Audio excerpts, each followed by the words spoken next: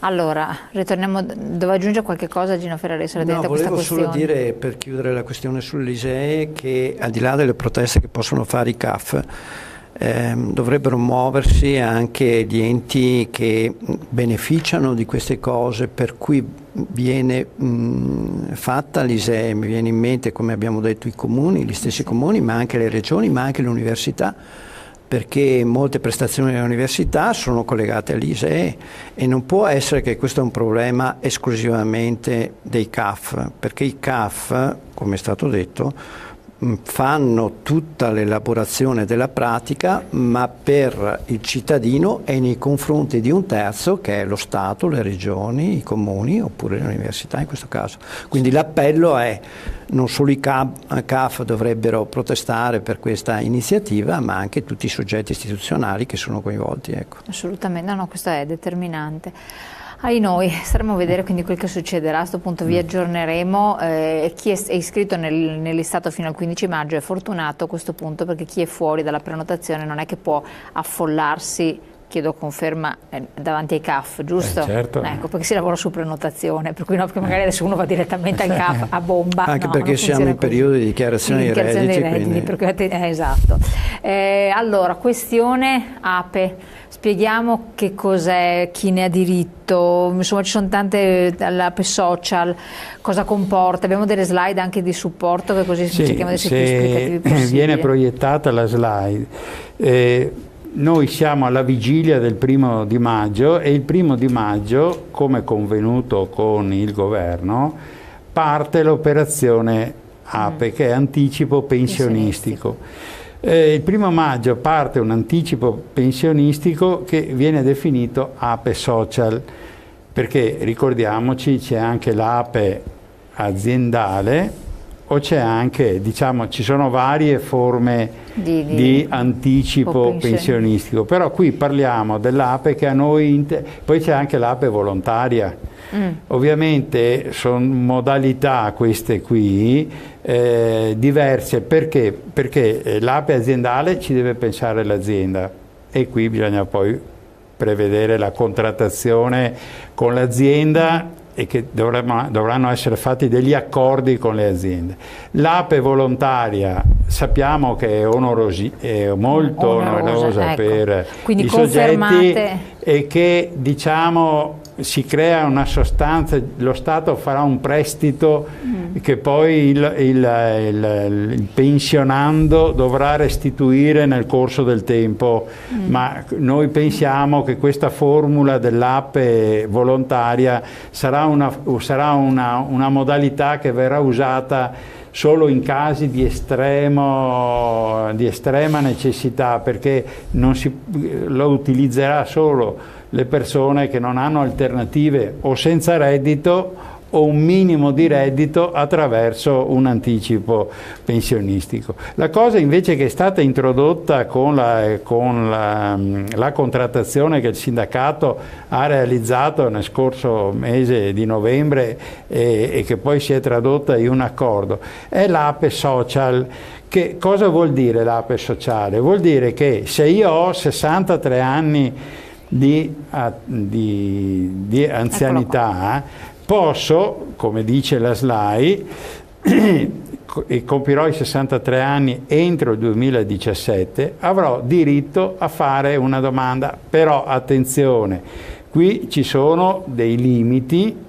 Intanto ad oggi, anche questa viene a modificare, ad oggi il governo non ha ancora fatto il decreto attuativo, perché come sapete in Italia prima si fanno le leggi, poi bisogna fare i decreti che dicono come si applicano queste leggi e quante risorse verranno messe, perché rischiamo di creare aspettative in persone che hanno 63 anni, che hanno magari, che però non rientrano per gli effetti del reddito o non rientrano perché in quest'anno si è esaurito tutto il budget messo a disposizione da parte del governo. Attenzione, questa è l'altra cosa. L'altra cosa che riguarda, che è stata anche questa concordata, è la pensione anticipata, cioè per chi è che interessa la pensione anticipata? I lavoratori che potranno andare in pensione anticipata purché abbiano 41 anni di contribuzione nel corso del 2000, che maturano nel 2017 i 41 anni, e che abbiano almeno 12 mesi di versamenti prima del compimento del 19° anno di età. A chi è orientata questa norma? Ai lavoratori che sono andati a lavorare precoci, molto giovani. Precoci, cioè, e noi ne abbiamo ancora lavoratori che subito dopo la scuola media o magari hanno provato a fare le scuole superiori e poi hanno lasciato e sono andati a lavorare. Ce ne sono moltissimi che hanno questa condizione, perché noi riteniamo che questa tipologia di questa soluzione qua risolve parzialmente un problema di grande differenza che si viene a determinare magari tra lavoratori che hanno iniziato molto tardi a lavorare e che vanno in pensione con meno, diciamo, contributi, cioè, perché poi questa è una delle distorsioni della legge Fornero. Ma anche qui questi 12 mesi come devono essere fatti? Devono essere tutti attaccati, i 41 anni come devono essere? Ci sono tutta una serie di elementi applicativi di questa legge che è disegnata nel suo contesto generale, ma non ha una definizione prodotta dal decreto, perché ovviamente il tema, come tu la trasformi poi in applicazione pratica, determina il costo che... Quindi allo stato attuale non è un quadro definito perché manca il decreto attuativo. Lo Stato tutela i cittadini, dovrebbe, ma se guardiamo la realtà, ogni qualvolta lo Stato debba investire sui cittadini ha sempre qualche difficoltà nel tirar fuori i soldi. Al contrario, se io non pago mi vengono a prendere a casa. Chi va a prendere loro? Questo è un problema. Quindi noi la domanda si dovrebbe presentare dal 1° maggio, abbiamo detto, al 30 giugno 2017. Non c'è una per quelle persone che ritengono di maturare il diritto, cioè che hanno la condizione entro il 2017. Poi l'anno prossimo, sempre dal 1° maggio, per chi maturerà nel corso del 2018. Quella è la domanda che c'era stata fatta. Voi sindacato consigliate o no? Per come è stata architettata, per cosa comporta di fare questa domanda? Questo ce l'hanno chiesto veramente tante persone. Perché? Perché dicono, alla luce di quello che è emerso, che cosa dite voi? Allora, innanzitutto è utile non affollare adesso, diciamo in questi giorni, perché nell'avvicinarsi del 1° maggio molti pensano di accalcare le sedi delle strutture. Questa è una cosa che sta già succedendo, ma che purtroppo non può avere oggi noi non siamo in grado di dare una buona notizia completa, perché non abbiamo lo strumento operativo per dire chi ha diritto o chi non ha diritto, atteso che la domanda la si può comunque fare, però diciamo ma conviene fare questa domanda, accedere a questa ape social? Sì, certo, perché l'ape social, nel momento in cui io ho diritto, se ne fa carico appunto la società, perché qui affrontiamo un tema di persone che hanno la necessità di andare in pensione, cioè non è che quindi diciamo che questa è una prima risposta al bisogno che c'è nel mondo del lavoro ad alcune categorie che sono veramente problematiche, perché è stato introdotto un altro elemento molto importante nella contrattazione che il sindacato ha realizzato, che si è passati da un'idea di definire i lavori gravosi solo per categoria contrattuale, invece per tipologia del lavoro. Adesso faccio un esempio. Io non è che posso dire che tutti i lavoratori metalmeccanici sono lavoratori che lavorano in un settore gravoso, ma posso dire che tutti i lavoratori che lavorano alla linea della fonderia hanno un lavoro gravoso, a prescindere che siano meccanici, chimici, certo, eccetera. Sì, dipende dalla tipologia, ovvio. E quindi no, se uno lavora in altezza, oppure se una maestra d'asilo, di scuola primaria e ha a che fare con 30 bambini tutti i giorni, eccetera, è un lavoro stressante, gravoso. Lì si è definito un criterio che innova da questo punto di vista. Però ovviamente, come spesso succede, perché anche sui lavori gravosi c'era stata la legge, ma poi non si è mai definito con precisione come si definisce. Quindi è indispensabile che il governo proceda con la definizione dei decreti attuativi.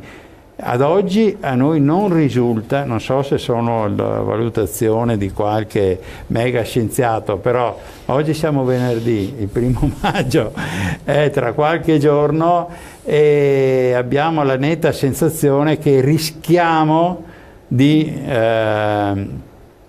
andare avanti oltre. Si può tramite delega scritta darvi la possibilità di accedere ai miei dati anche in mancanza di accordo? Stiamo rifacendoci il discorso, immagino, del CAF. Del CAF.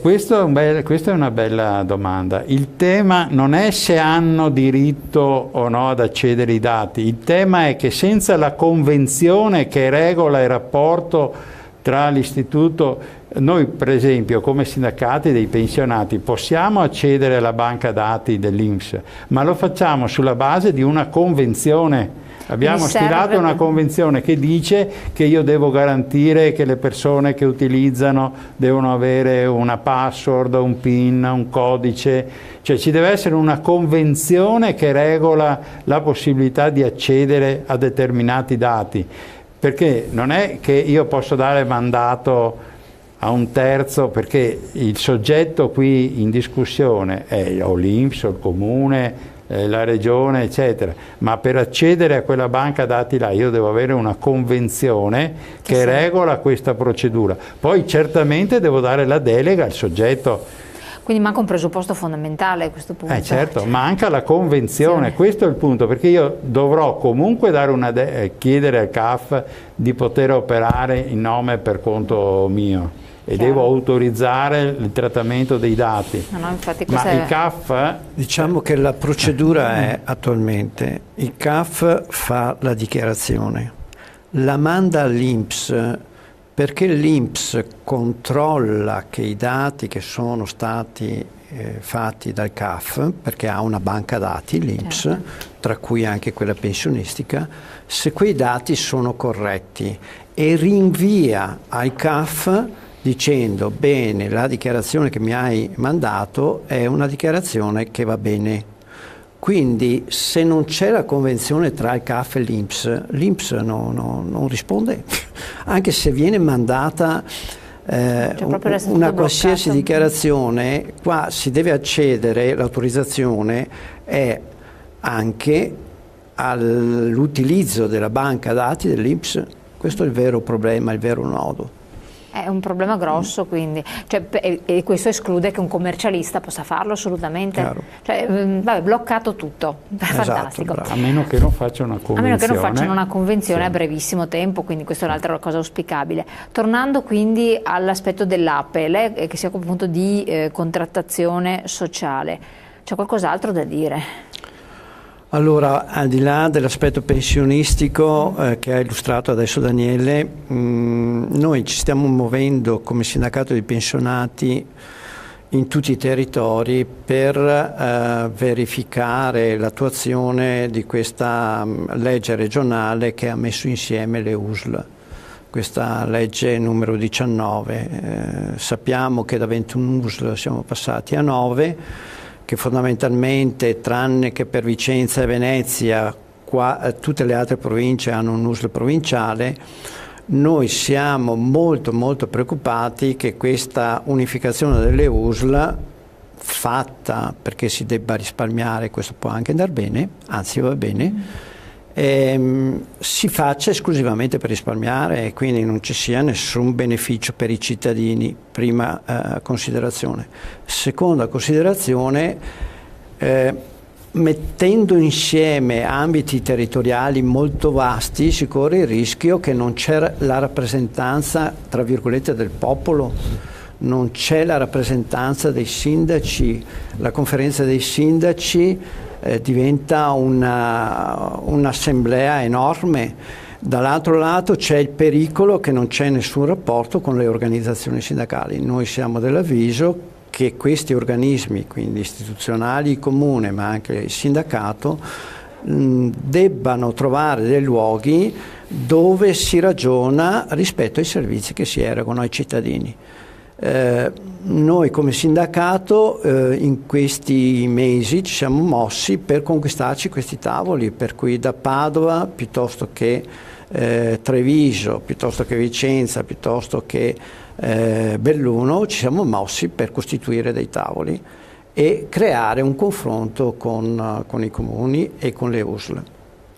A che punto è la situazione? La situazione è che in un unico caso si è già fatto un protocollo e quindi a Belluno si è fatto già un protocollo con l'USL nel quale viene stabilito che periodicamente ci si incontra nel sindacato, col sindacato per esaminare queste questioni. A Vicenza si è elaborata una piattaforma che se dopo c'è tempo la illustriamo, e invece negli altri territori si è ancora in una fase d'attesa di conferma degli incontri. Ecco, questo riguarda tanto i fruitori dell'USL, quindi i cittadini, quanto chi lavora anche nelle strutture. Tutti quanti, perché ovviamente noi stiamo parlando della sanità, del sociosanitario a 360 gradi, quindi stiamo parlando dall'ospedale, stiamo parlando dei medici di base, stiamo parlando... tutta una categoria molto estesa, insomma. Stiamo parlando dei servizi che vengono offerti ai lavoratori e tutto quanto. Perfetto. Allora, ritorniamo tra pochissimo, dobbiamo andare in pubblicità, pochi secondi.